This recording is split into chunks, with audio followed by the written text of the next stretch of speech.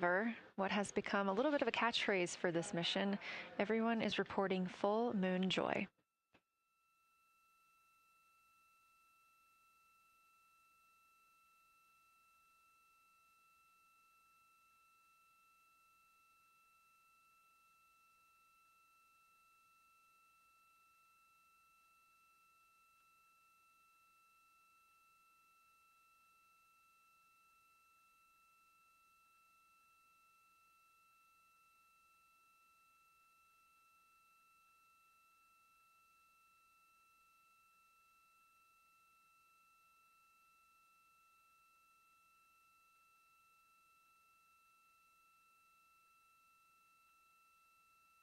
We are keeping up with which targets the crew is tracking through their lunar targeting package. They are just wrapping up their second. Science integrity, another observation the window team commented on and Christine and I discussed a bit is in Hertzsprung.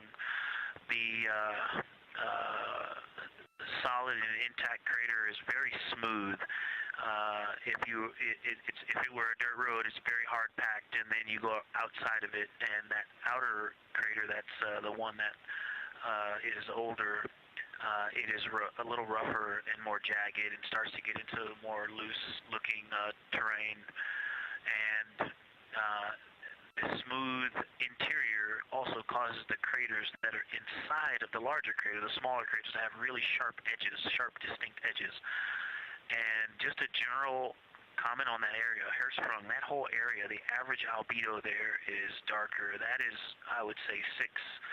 And the average albedo around Oriental and between Oriental and Ohm, excluding the wedge, the darker wedge, is more on the 6, 7. And that they also seem to be different texturally. Christina described it earlier around Hertzsprung, and then from Hertzsprung toward toward Oriental, there appears to be a frozen, a rippling pond, but frozen, or like choppy waves when it's windy out, choppy water, and then it freezes instantly. That's the texture. If you walk down there barefoot, it looks like it would be hard on your feet, like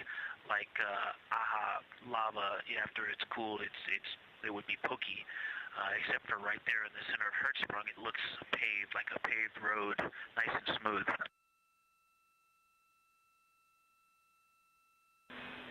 Victor, that's a wonderful description. Going from a paved road to lava reminds us of the Icelandic highlands. Thanks for that.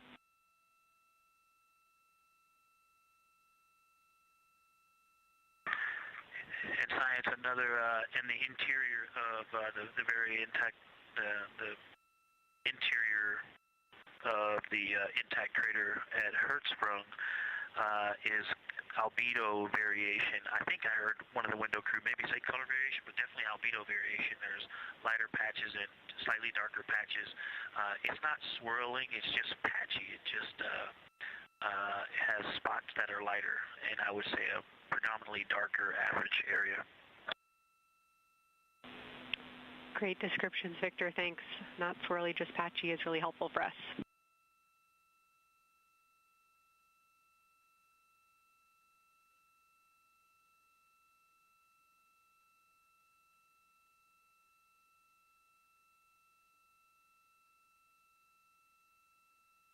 Really great descriptions coming from science. The window team is hitting all the targets. They are on the plan and starting the discussion of the Terminator. And boy, I'm loving the Terminator. I think I know it's not purely a moon feature, but what it does to the features of the moon, to the terrain, I've probably spent the most time describing into my recordings and thinking about and looking at the Terminator. There's just so much magic in the Terminator. The islands of light, the valleys that would look like black holes. You'd fall straight to the center of the moon if you stepped in some of those. It's just so visually captivating that the Terminator is the most striking thing that I've seen so far. We've been loving your evocative descriptions, Victor. You really are bringing us along with you, and we're following along with visualizations that pale in comparison to your descriptions. Thanks.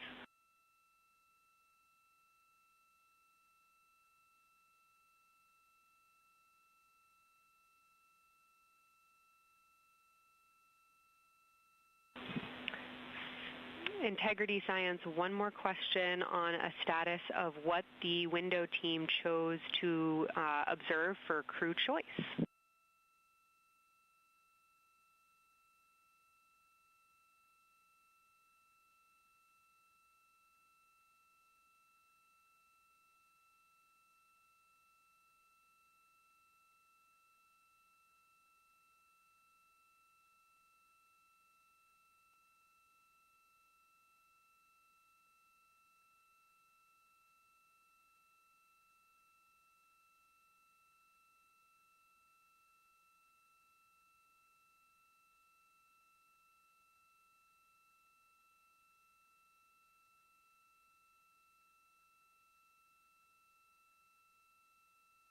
Window 2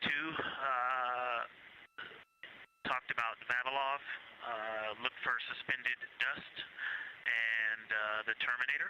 And window 3 about the experience and about the three-dimensionality of the moon this close.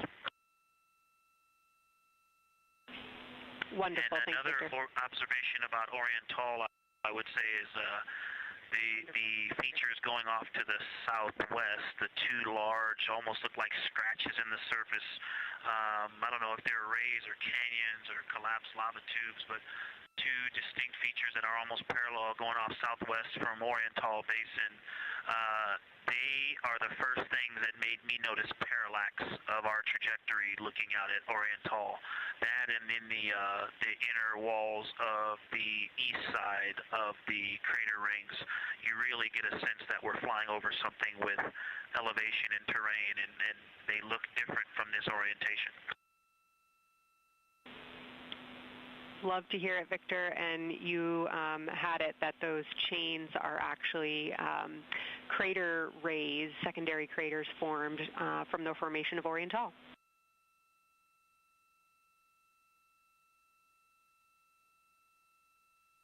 Yeah, speaking of crater rays, the crater rays that are going off to the north, northwest,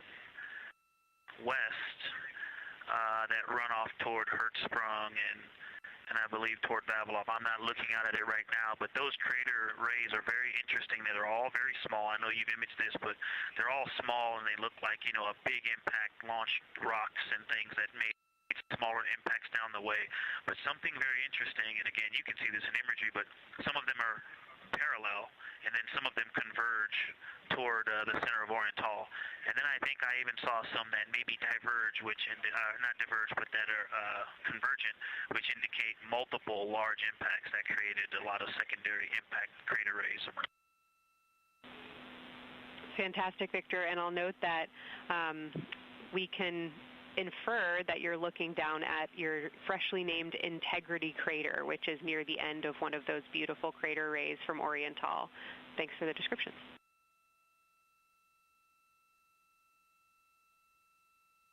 Yeah, you're welcome. And Integrity is easily identifiable with the naked eye from this point.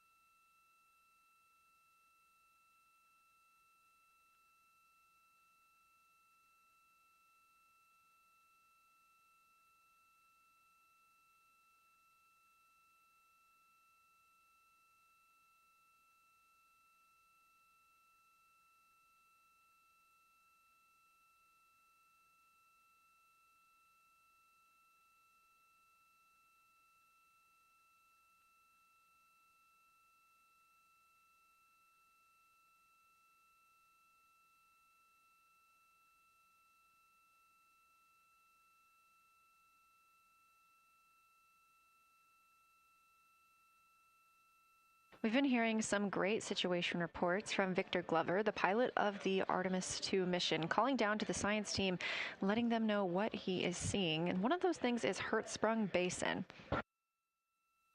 If you look just to the right of the Terminator, that is the difference between light and darkness on the moon. You can see what he's describing when he says Hertzsprung Basin and how it looks a little bit paved in the middle there. It's almost in the very center of the moon in this view, coming from the Orion spacecraft and a camera mounted on its solar array.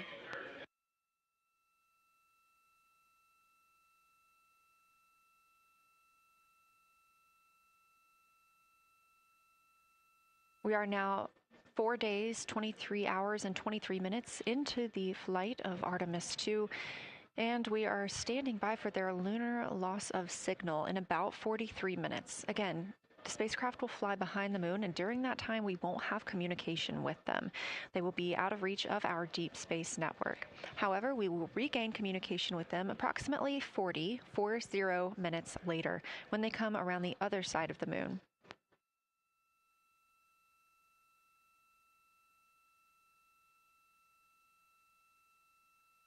The crew aboard the spacecraft are currently discussing the terminator, that difference between day and night. The science team is interested in learning about the topography and the color of the lunar surface, and it's already been very interesting to hear that they have seen colors like greens and browns while looking at the moon. Some of the questions that they are hoping the crew will discuss are: how do the quantities and sizes of craters and mountains vary along the terminator? And they are looking for the crew to describe the topography of features along or near the terminator. They're also looking for more information on any color or tone variations, and they're hoping that the crew will take images to illustrate their findings. Glover reported earlier that the crew has missed none of their targets when they are photographing at the window. We aren't hearing the conversations that the crew is having right now, but these are being recorded to their personal computer devices, PCDs, and those will be sent down to the science team. The science team will have a conference with the crew tomorrow morning to discuss their findings and experience when looking at the moon today.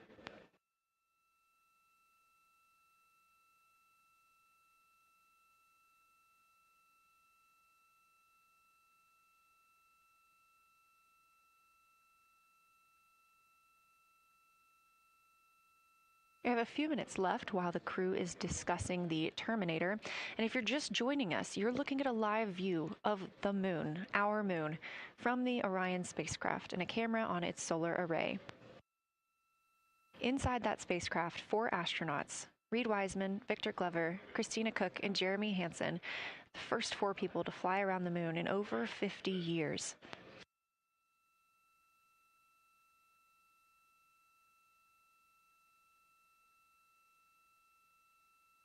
This is our lunar flyby day, and the crew has already surpassed one record today.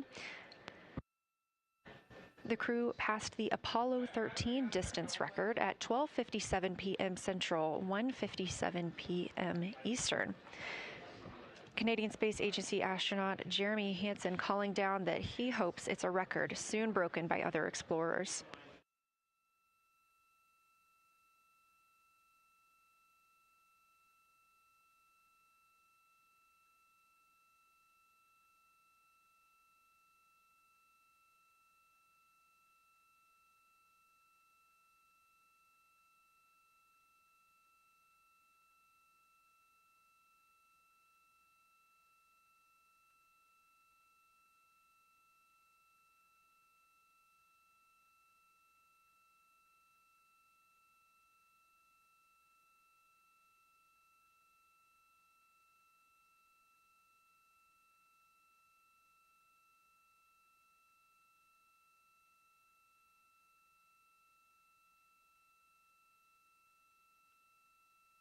We are live in Artemis Mission Control in Houston, Texas, monitoring the flight of Artemis II.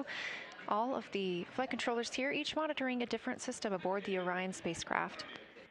Integrity Houston, we are ready for our cabin and window teams to swap again.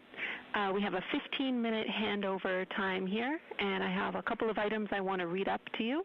They'll require you to write something down on your knee boards, so let me know when you're ready.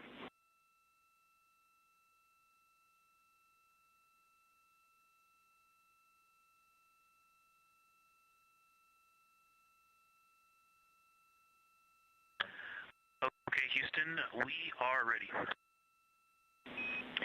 Copy, Integrity. First of all, once you start this next shift here, during this lunar observation shift, we will begin our lunar LOS, so you can expect a call from me a few minutes prior reminding you. And second of all, FIDO just sent us updated altitudes and METs for lunar closest approach and max Earth altitude. Let me know when you are ready to write those down. They differ slightly from Optimus.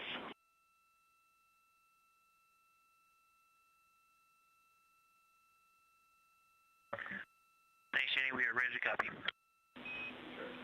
Lunar closest approach will be at MET 5 days, 0 hours, 25 minutes, 34 seconds, and the altitude will be 4,067 statute miles. Maximum Earth altitude will be at MET 5 days, 0 hours, 27 minutes, 39 seconds, with an altitude of 252,756 statute miles.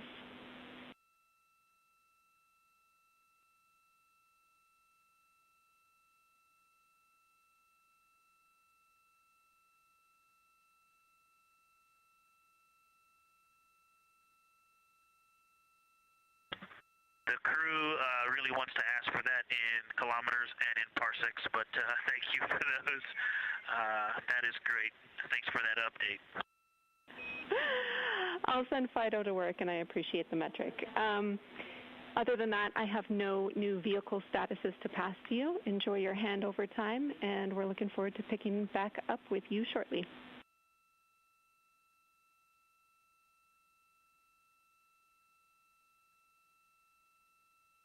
All right, we'll talk to you shortly.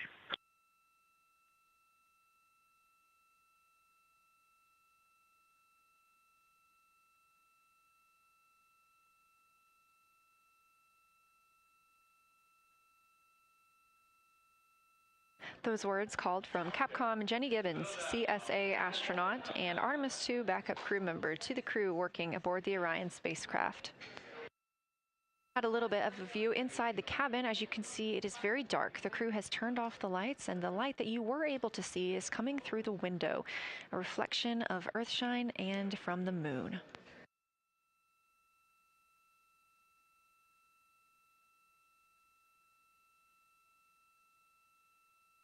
The crew is moving into their next observation block, meaning they are taking time to switch cabin and window teams.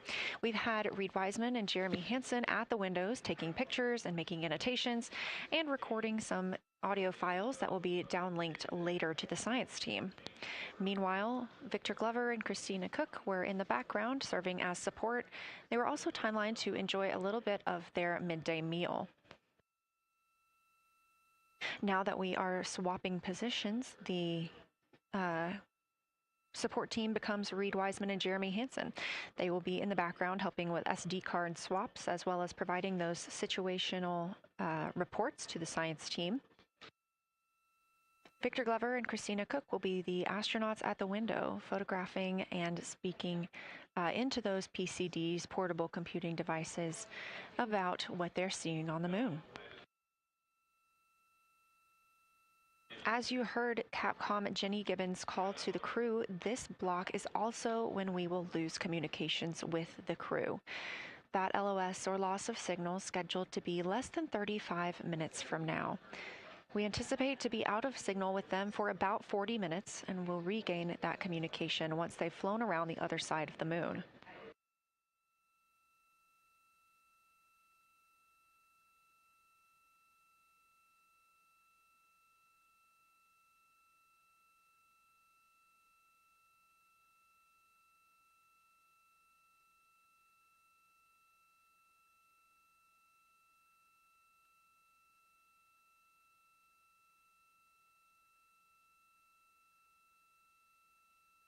Now, even though the crew will be flying behind the moon, their observation period does not stop. They will still be taking pictures and making annotations of what they are seeing. They'll be looking for the limb of the moon, Earth set, and then Vavilov crater, which we have previously seen. They'll swap positions at the window before moving into a crew choice option. They will get to pick things that are interesting to them on the surface, take pictures, and explain why they find them that way. They'll also be looking for any impact flashes. These are short-lived flashes on the lunar surface caused by impact bombardment.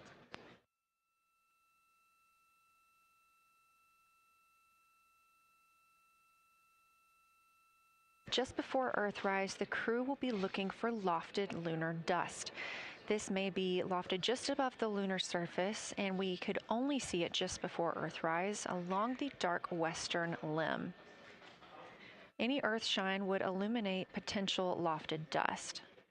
But once the crew is all the way around the Earth, the brightness of the Earth will wash out any of that dust they might be able to see.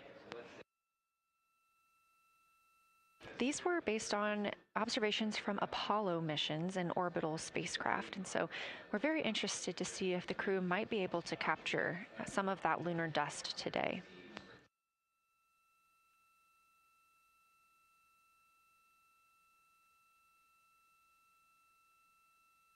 Following that lofted lunar dust target, the next will be Earthrise. We will regain communications with the crew shortly after Earthrise.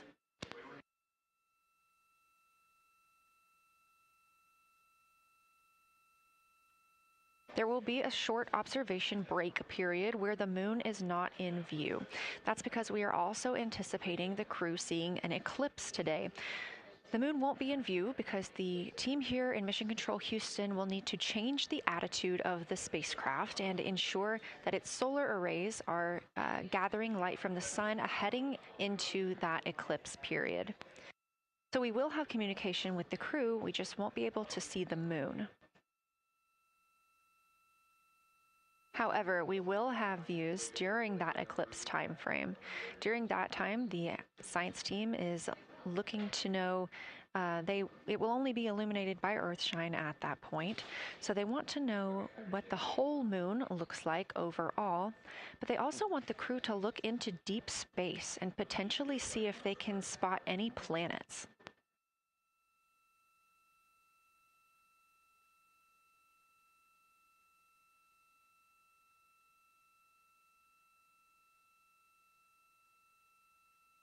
Once the eclipse is over, the lunar flyby period will have ended. We are live through the whole thing, and even once flyby is over today, we remain live 24/7 on NASA's YouTube.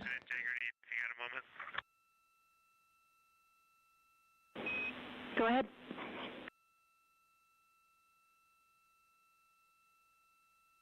I don't know if Catherine and Devin are still there, but if they are, just wanted to just let them know how much fun we're having out here.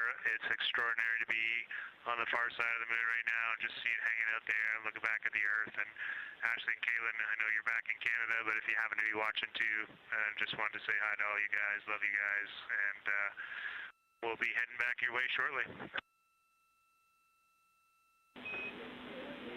Thanks, Jeremy. I hear they are watching, and your family is still here.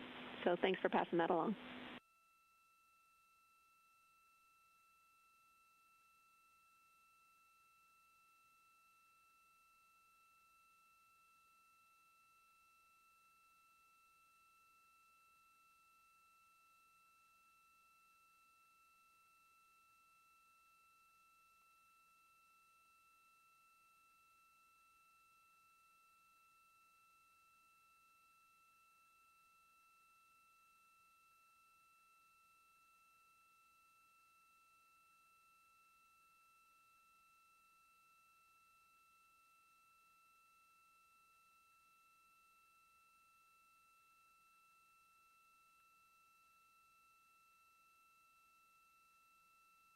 This view inside the Orion spacecraft, and it's a little hard to make out, but on the left there, that is Jeremy Hansen just calling down some well wishes to his family, joining us in the viewing room and watching online.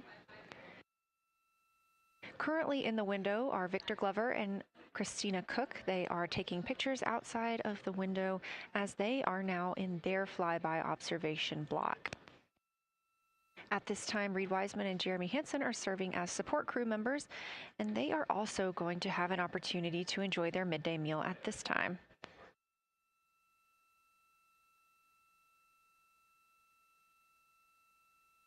On the lunch menu today for Reed Wiseman and Jeremy Hansen, we have vegetarian chili, salmon croquettes, chicken with peanut sauce, sweet and savory kale, pickled beets, chocolate pudding, barbecued beef brisket, spaghetti and meat sauce, Italian vegetables, butternut squash, candy-coated chocolates, and maybe even a little bit of coffee.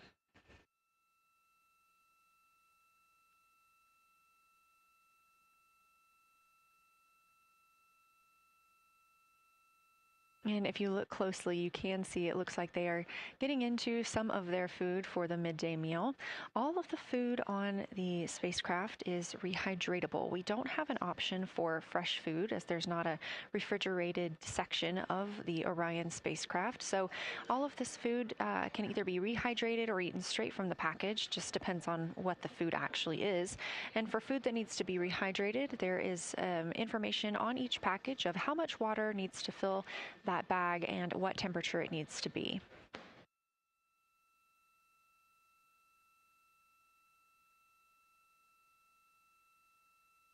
We are now 4 days, 23 hours, and 39 minutes, 40 minutes actually, into the flight of Artemis II, the spacecraft now under 4,500 miles from the moon.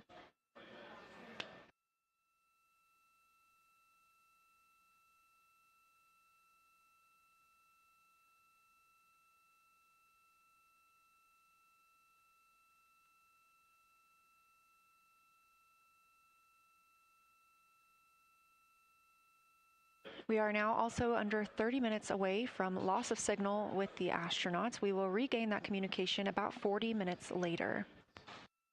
They will still be photographing the moon and documenting what they're seeing while they're behind the moon. And we especially look forward to potential Earthset and Earthrise views.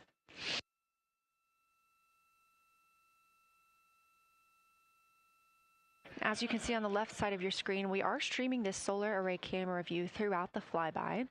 And the science team also plans to capture an occasional still photo with the solar array intermittently, perhaps one every 8 to 10 minutes. Still photos represent the highest resolution imagery from those GoPro cameras. So starting 5 minutes before Earthset and loss of signal, the science team will capture a series of photos, one every 30 seconds, to include Earthset, all the way through 5 minutes after Earthrise and acquisition of signal. In order to capture these frequent photos, the solar array camera that we were streaming will need to switch to time-lapse photo mode. So during this time, the streaming video quality won't be as sharp as you have it right now, but we want to ensure that the science team captures the data that they need during these time frames. And we really look forward to seeing those higher resolution images once they're available.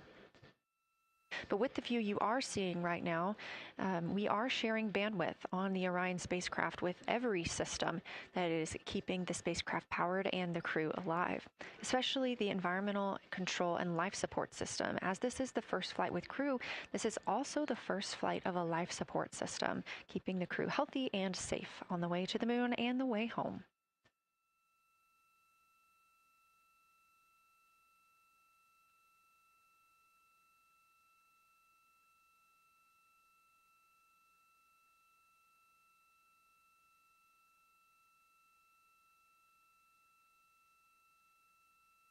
On the timeline, we're getting towards the end of the cabin and window team swap period, but it looks like our astronauts, Victor Glover and Christina Cook, are already photographing the moon outside of those windows. The next target is Ohm Crater, and this is something that they have photographed previously during the flyby. This is a small, complex crater with a prominent ray system, and as referenced earlier, it's the size of the Eye of the Sahara. That Eye of the Sahara is a feature in Mauritania. Seeing this crater more than once throughout the flyby allows the crew to photograph it at different lighting conditions.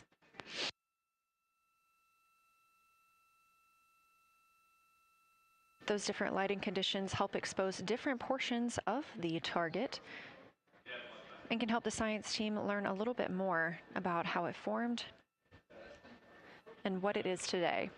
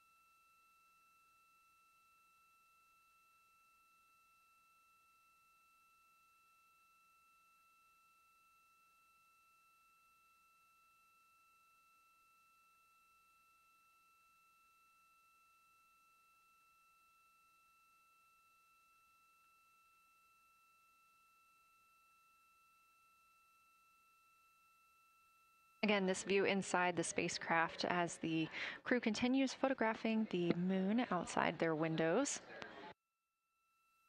They have turned the lights off to allow them to better get photos of the moon, preventing any reflections from coming in from the spacecraft.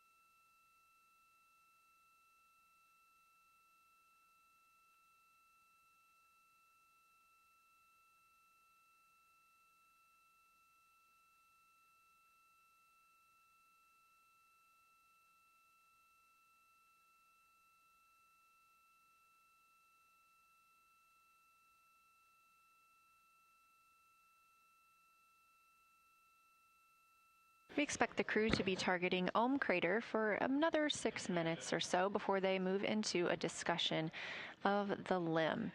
Now, the science team has asked for a science sit rep or a situation report during that time, so we hope to hear calls from the crew on what they are observing.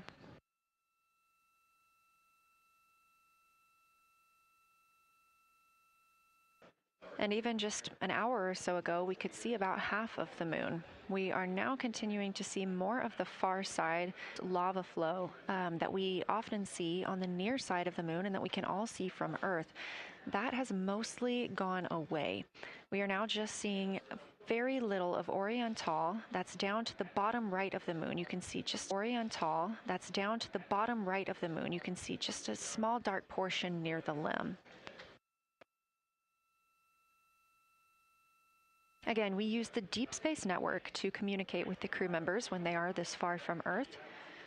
This is the first mission since Apollo when we have had humans on the Deep Space Network.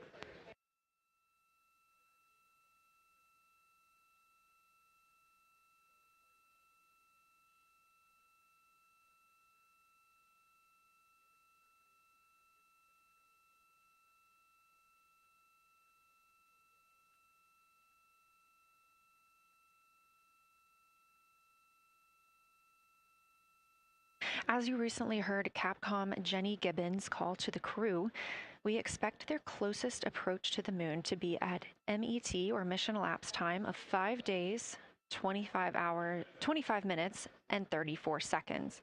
At that time, their altitude would be 4,067 statute miles above the Earth's surface. Just over 2 minutes later, they will reach their maximum distance from Earth. At mission elapsed time, 5 minutes, 5 days, 27 minutes, and 39 seconds. The altitude at that time would be 252,756 statute miles.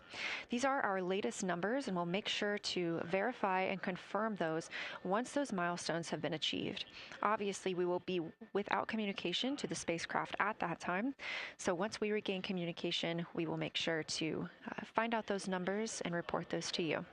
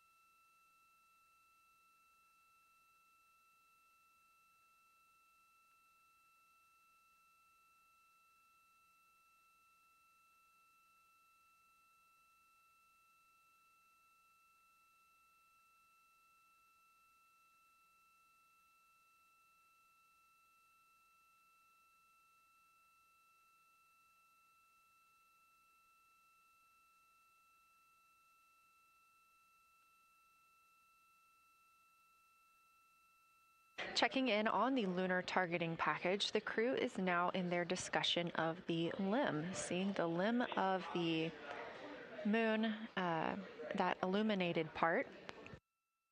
Currently at the windows taking photos and making annotations are Victor Glover and Christina Cook. We are expecting loss of signal in about 13 minutes. We will regain that signal with the crew about 40 minutes later.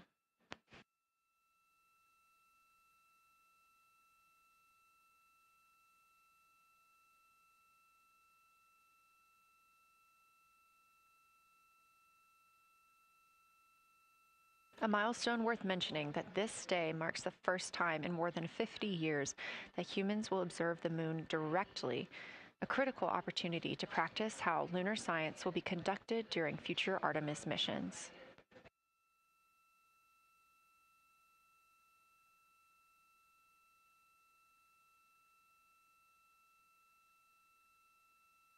I've continued to reference the lunar targeting package throughout this broadcast, which is the primary tool guiding the crew observations, and that consists of two key components. The first of those is the Lunar Geography Review, which helped the astronauts study major lunar features in advance. That also helped them learn to orient themselves during the flyby.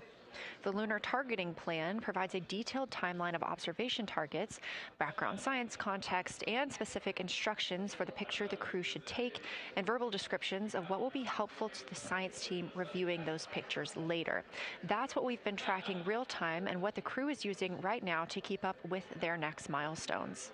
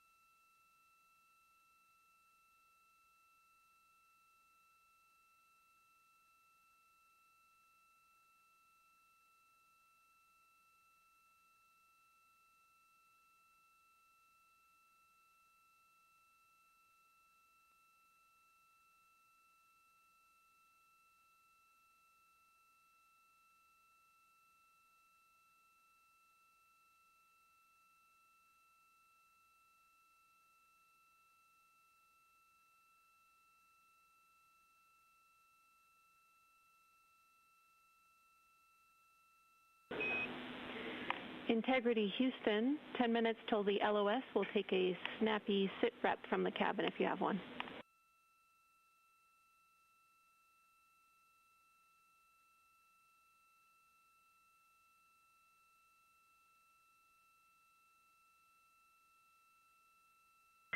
Okay, Jenny, that came, we missed most of that, but just a 10-minute warning, is that what you're saying? 10-minute warning for the LOS, and I'll take a quick sit rep from the cabin, please.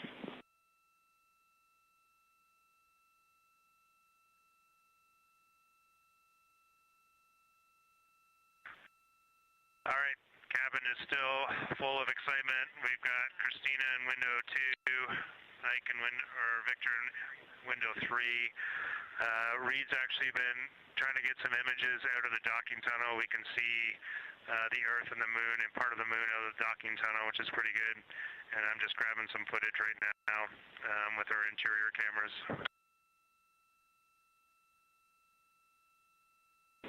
Copy, Jeremy. We'd like to know what camera Reed is using and also the status of window 1. Looks like there might be a shroud removed.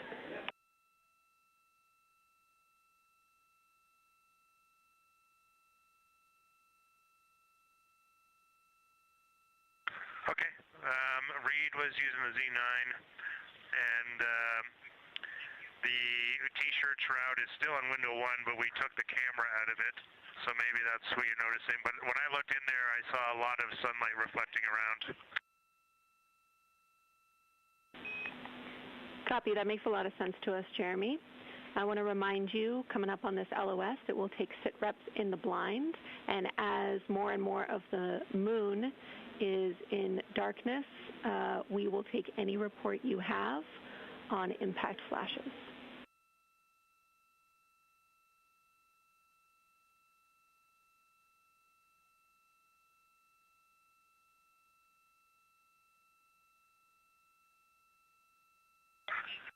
All right, Jenny, you have to say again your last. There's a lot of conversation here, and I was on the other side of the cabin, so I missed all of it. Look out for impact flashes, and we'll take sit reps in the blind.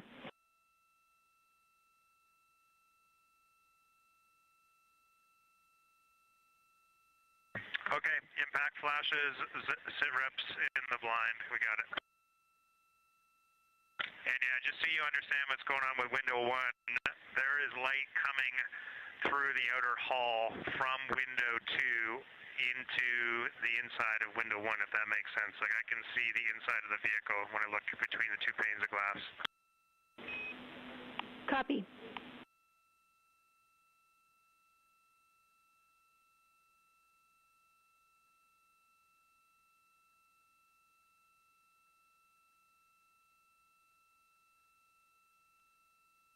You're getting your first live look at Orion, the moon, and the Earth. Everyone in this picture.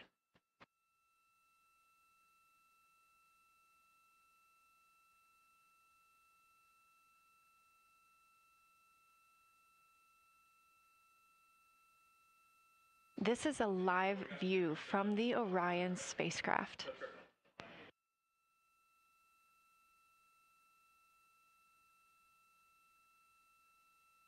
Currently aboard Orion, 4 crew members, Reed Wiseman, Victor Glover, Christina Cook, and Jeremy Hansen.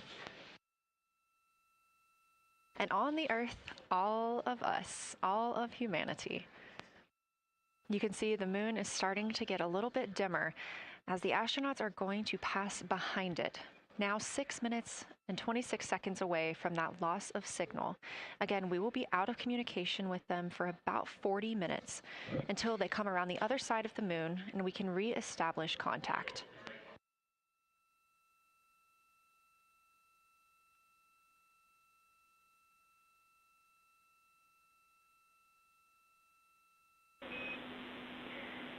Integrity Houston, you are 6 minutes from your 40-minute lunar flyby LOS.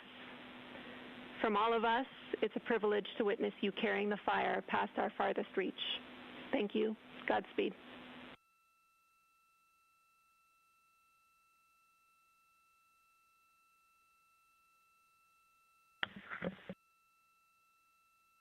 Thank you for that, Jenny.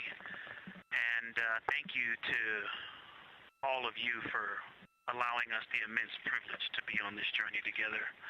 It's quite amazing. And as we go on this journey, thinking about the NASA mission to explore the unknown in air and space, to innovate for the benefit of humanity, and to inspire the world through discovery. And as you've gone along on this journey with us, hopefully we're doing just those things.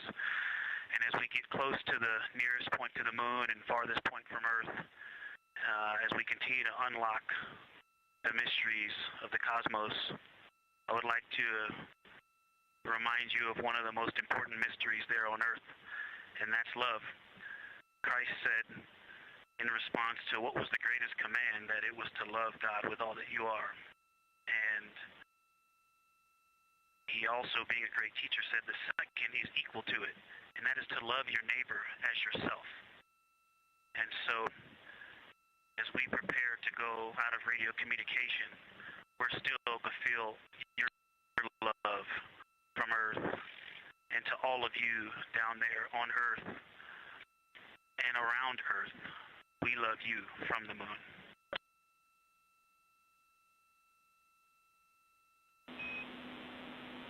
Houston copies. We'll see you on the other side.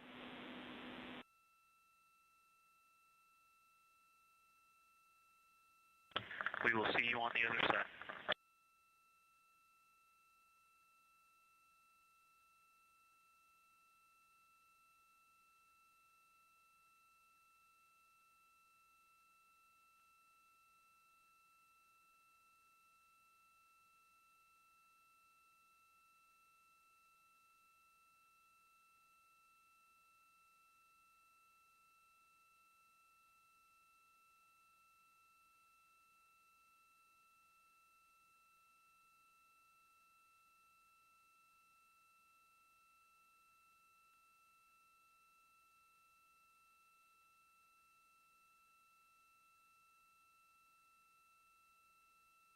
Poignant words from NASA astronaut Victor Glover, and a little bit of a love letter from the other side of the moon all the way to Earth.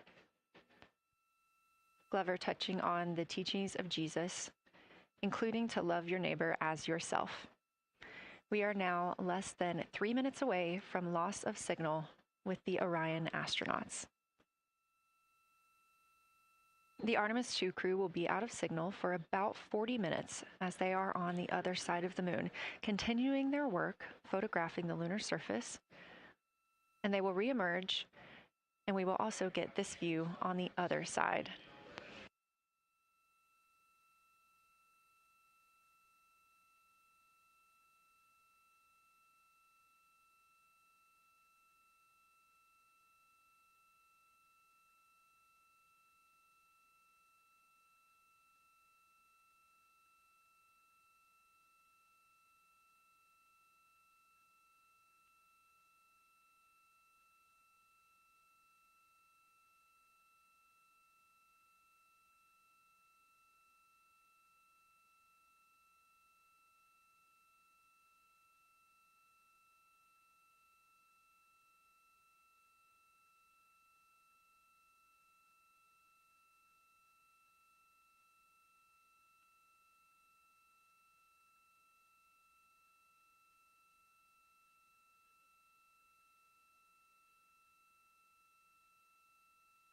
Just about a minute and a half now until we lose communication with the astronauts aboard Orion on the Artemis II mission. Now 5 days and 6 minutes since their launch on April 1st. Again, we'll be out of communication for about 40 minutes. And this really beautiful view of a crescent moon and a crescent Earth. How great thou art.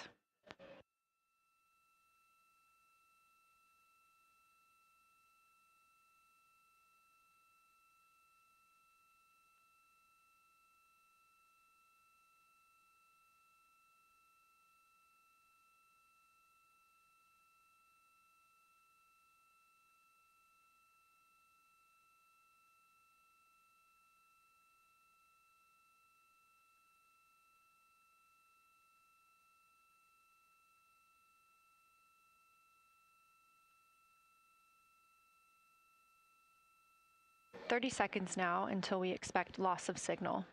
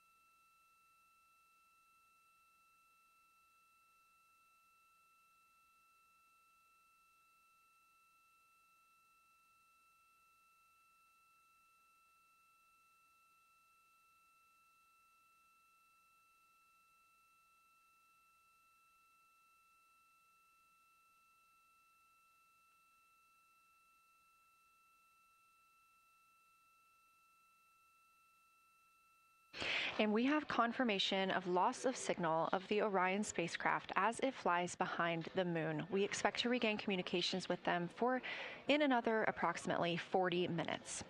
This was expected as their spacecraft is now out of direct line of sight with Earth and behind the moon.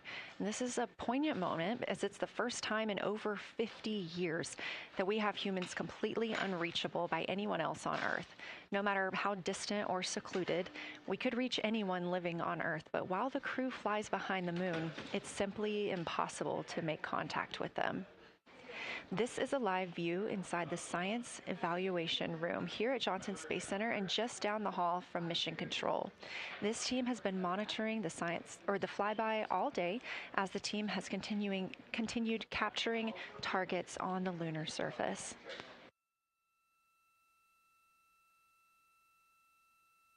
We even got to see this team in action as they were helping the astronauts identify some of the features they were seeing on the moon but not expecting. There will be a couple of milestones during this loss of signal.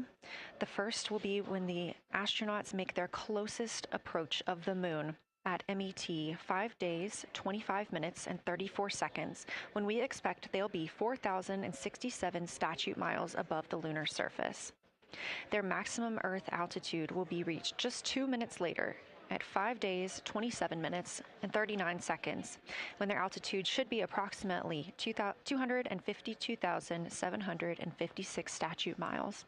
Once those milestones are reached and we have confirmation, we will report the official numbers.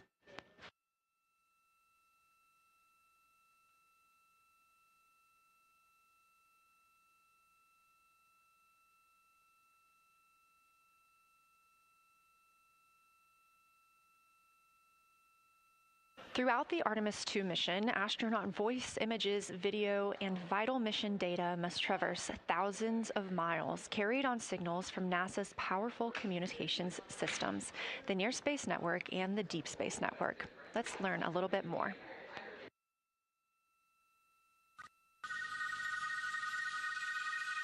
NASA's Artemis II will send 4 astronauts around the moon, preparing humanity for a long-term lunar presence and future journeys to Mars.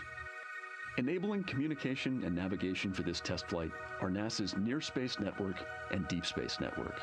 With antennas around the world and a fleet of relay satellites, the networks will deliver vital data to and from Earth through all phases of the mission. The networks are seamlessly integrated at NASA's Johnson Space Center in Houston, Texas, where Mission Control coordinates the network handovers. These transfers represent a delicate dance between the two networks, exchanging support as the mission shoots toward the moon. On the launch pad and during their early orbit phases, NASA's Orion spacecraft and Space Launch System rocket will rely on communications and tracking services from the Near Space Network. After its translunar injection burn, the Deep Space Network's global array of antennas will serve as Orion's primary communication support during lunar orbit.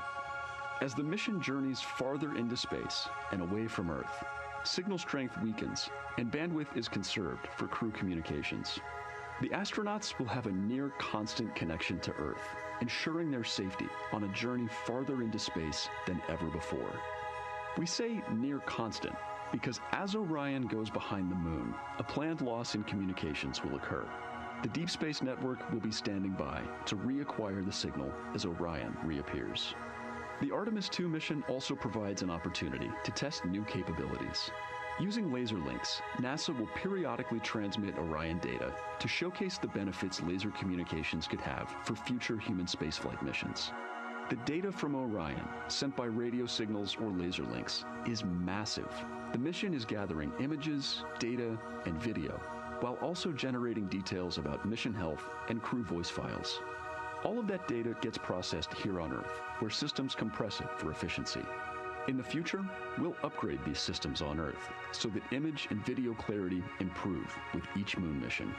With the Artemis II test flight, we're evaluating the communications infrastructure that will help carry us into the future as we explore the moon and journey forward to Mars.